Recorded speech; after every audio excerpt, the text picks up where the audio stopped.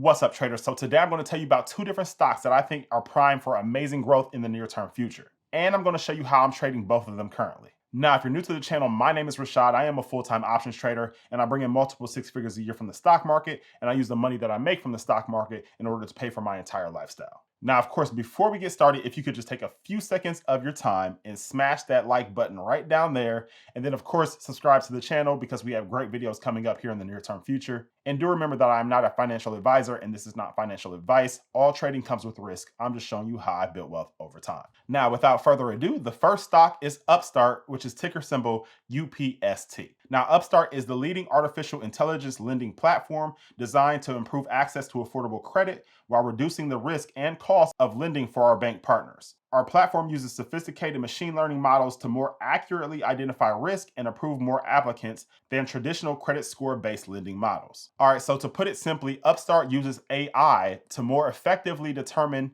a loan borrower's creditworthiness as opposed to the traditional FICO score that we use today. And over the years, it's been proven that Upstart's software has been much more effective at determining who simply will pay back a loan and who won't compared to the simple FICO credit score. You see, the thing with the FICO credit score is one, it's very outdated as we've been using it for several decades and there has not been much updates to it. They simply look at a few dozen data points to determine whether you'll pay back a loan or not. Whereas Upstart specifically uses AI to look at several hundred data points. And because of that, many people who would typically be denied for a loan based off their FICO credit score can likely be approved through banks who use Upstart software because Upstart simply looks at a much wider range to determine your credit worthiness. And so because how effective their software is, they now have over 100 different banks and credit unions that they partner with, who have all decided to use Upstart software as opposed to the traditional FICO credit score. And I recently had my own personal experience that showed just how flawed the FICO credit score ratings are. Because about a month ago, I went to go buy my wife a new car, and one of the banks that the car dealership applied to denied me for the car loan. Now, mind you, I have an 800 credit score, and I could buy that car cash 50 times over if I wanted to.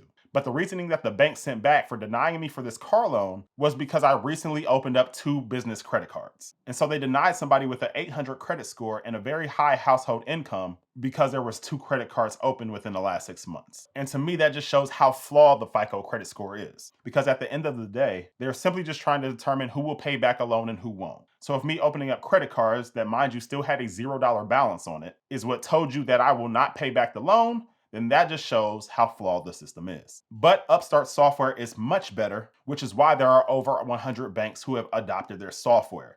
And that alone lets you know how effective it is, because if there's one industry that knows how to make money and to protect their money, is the banking industry. All right, literally their whole business works around money. But I just want to play you this quick little video so you can get a glimpse of Upstart's mission.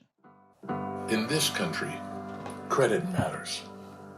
It's how you invest in yourself and how you get from here to there. It's how you start something fresh, or maybe something new. It can help you through the hard times, and it can set you up for a lifetime. Affordable credit unlocks mobility and opportunity. It provides security. It creates wealth. Credit is the great equalizer, but only if you can get it.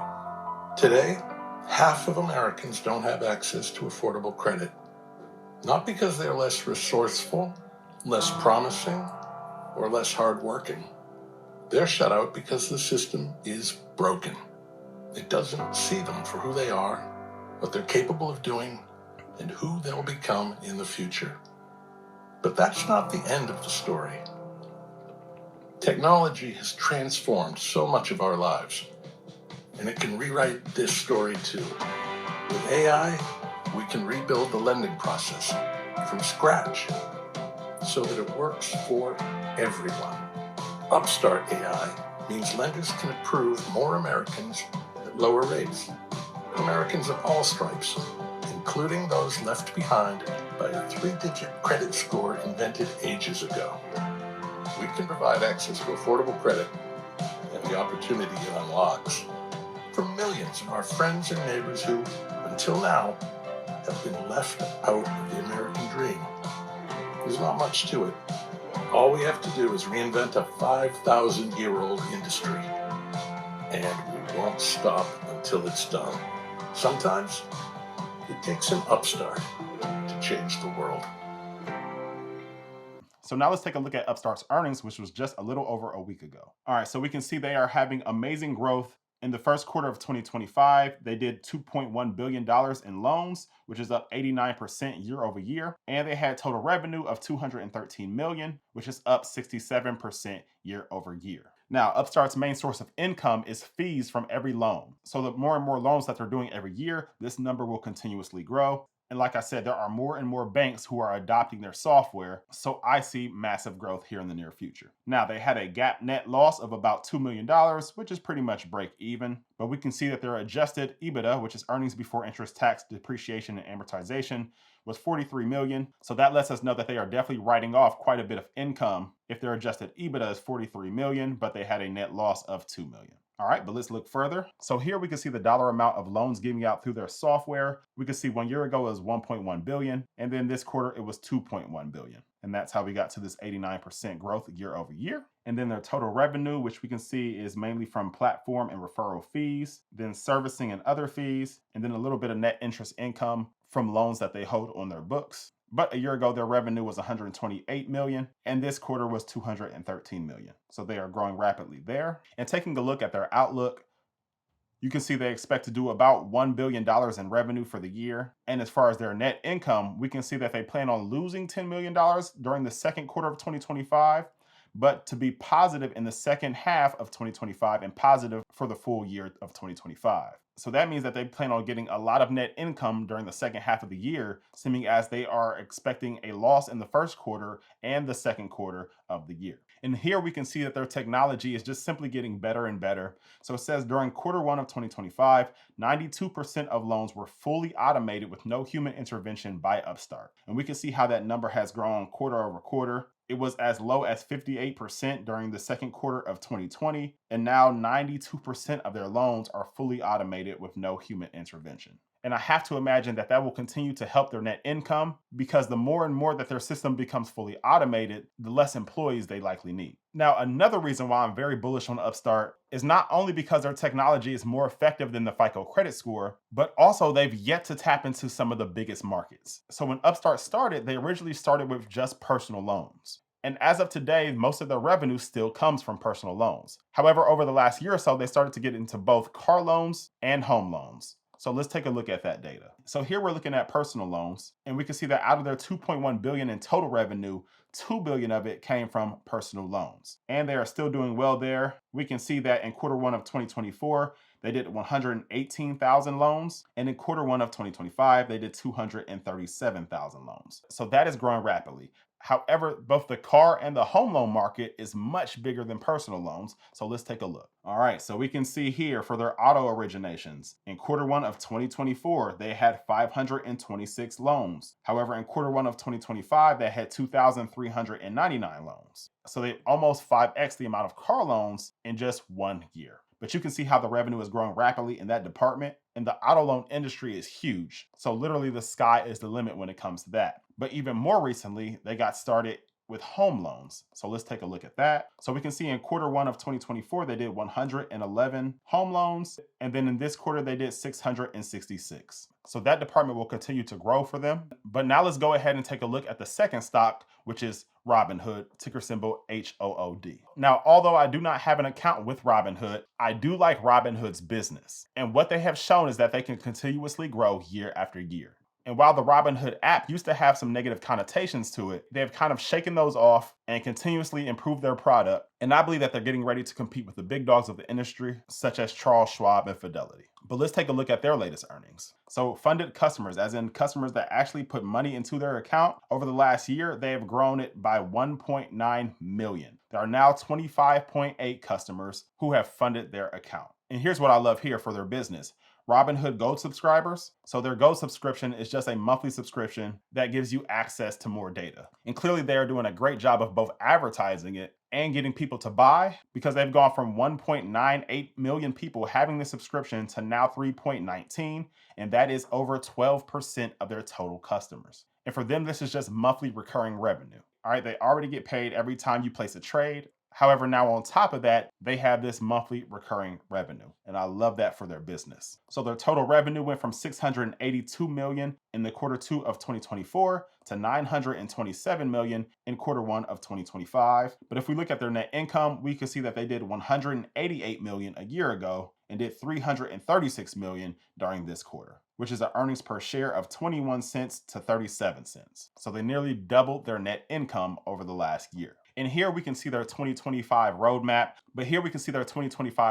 and they have some great things here in the near future. Now we can see for our active traders, they have a futures rollout, so that will bring a lot of business to them as well. We can see over here additional crypto selection and capabilities, crypto geographic expansion and vertical integration. So they are going to dive even deeper into the world of crypto. But here's what I love even more here, the Robinhood banking rollout. They say, you know what, we're not going to stop at just being a brokerage. We're going to be a full bank. And that just opens up the possibilities even more. And I think what I want to do is I want to sell puts on both of these companies in order to buy the shares of the companies at a cheaper price. But before we look at potential trades, let me show you the data points that I like to look at prior to placing any trade. All right, so with Upstart, ticker symbol UPST, we're currently looking at the analyst ratings. And we can see that out of the 17 analysts who are covering it, they do have it as currently a hold. However, if we look at their price targets, they have it as a high target of 105, a mean target of $60, and someone has it as a low target of 16. But when looking at analyst targets, what I like to look at is what they think of collectively, which would tell us that they believe it is currently worth $60. Well, if we look at the price of Upstart, it is currently trading for $52. So that is a good sign there. But now let's look at the Bollinger Bands. So these black lines here are the Bollinger Bands, and they just aim to show you the price range that a stock is expected to trade within.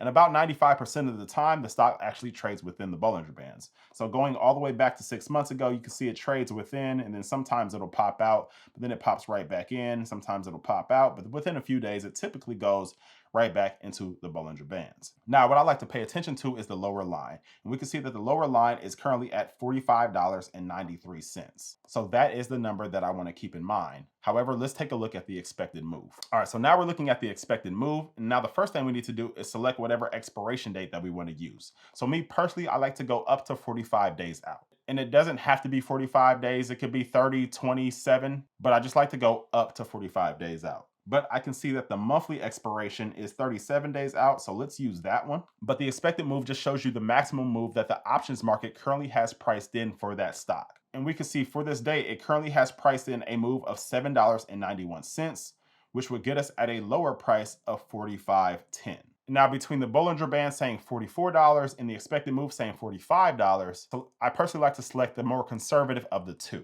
So since the Bollinger Band was $44 and it's lower, let's keep that number in mind. But now let's go ahead and head over to Thinkorswim and look at a potential trade. However, before we do that, if you know anybody who could use help generating income off the cash that they already have, then tell them about the Trade to Freedom community. The link is below in the description, but not only will they get to see my actual trades as soon as I enter them, but they'll also get my entire options framework via the Trade to Freedom course. They'll have full access to ask me questions at any given time. And lastly, they'll be within a community of other traders who all have the exact same goal as them. And we have option trading strategies all the way from 0 DTE for our day traders, all the way up to monthly income for our professionals who are a little bit more busy. So go ahead and tell them about the Trade to Freedom community. The link is in the description below. But now let's head on over to Thinkorswim. All right, so here we are in the options chain for Upstart. And remember, we said we were going to do the date that was 37 days out from now. So I'll go ahead and click on that. But if we look over here on the put side, we can see this column here titled Delta.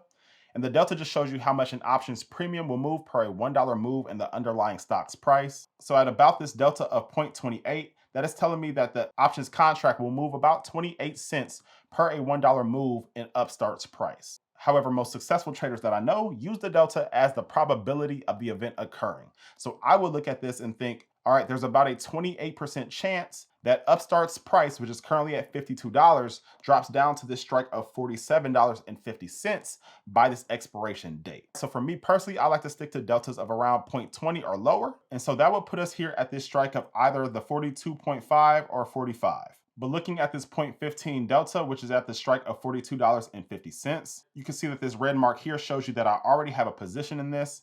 And so if you are in the Trade to Freedom community, you already received the signal prior and you already received more premium than what is being shown here. However, currently, if you were to sell a put on this right here, right now, you would get anywhere between $100 to $106, and that is per contract. Now, remember, when you are selling puts, you are agreeing to buy 100 shares of the company per contract. So you should only sell however many contracts that you are willing to purchase shares of that said company. All right, but if I wanted to go ahead and enter into this trade now, I would just go ahead and select the bid price, and the ticket automatically gets filled for you. And from here, you can just select however many contracts you want to open at said time. Now, for the purposes of this video, I'll just select it to 5. However, you should do however many contracts fits both your risk tolerance and your account size. And there's absolutely nothing wrong with doing 1 contract per day. We come over here and select the mid price. We will get about $112 for selling these puts per contract. And if we wanted to go ahead and place the order, we would just come down here and select review. But first, let's go down and look at the P&L chart. All right, so if we pay attention to that number there at the top left, we can see that we received $560 for placing this trade. And if the trade were to expire,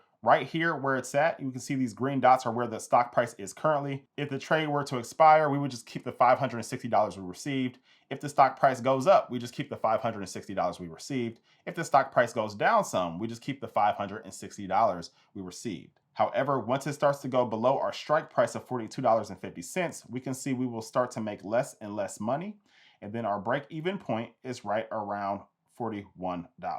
Okay, and then if the stock price were to continue to go down, then the contracts become worth less and less and less. However, we are fine with that because we were fine with purchasing the shares at the strike price we selected. And that is the great thing about selling puts, is it gives you a large margin of error. Because if the stock price were to drop below our strike price of $42.50, then we may be down just a small amount. However, if we were to have purchased shares today at $52 and it dropped below $42.50, well, now you're down quite considerably.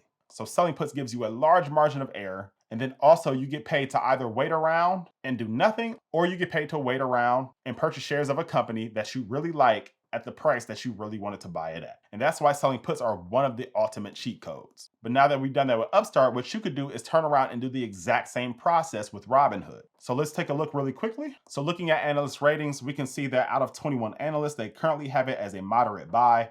And their price targets are a high of $105, a mean target of $58, and a low target of $36. So the current stock price of $62 is a little bit above our mean target of $58, but that is totally fine because since we are selling puts, we'll just sell puts at somewhere below that mark. But let's look at our other data points. All right, so looking at Robinhood, we can see that it is well above the Bollinger Bands at this moment. So there is a pretty good chance that within a few days, it will pop back inside of the Bollinger Band. But if we look at the lower price, it has a lower price of $44. So we will keep that price in mind. However, me personally, because this is so far out of the Bollinger Band, I would probably just wait around a few more days because it will likely revert back inside. All right, looking at the expected move, if we use the exact same expiration date that we used for Upstart, we can see it has a lower price of $53.99. So let's just keep it simple and say $54. And so with that, the Bollinger Band is showing a much lesser price. However, because the price that the Bollinger Band is showing is so much further from the current stock price,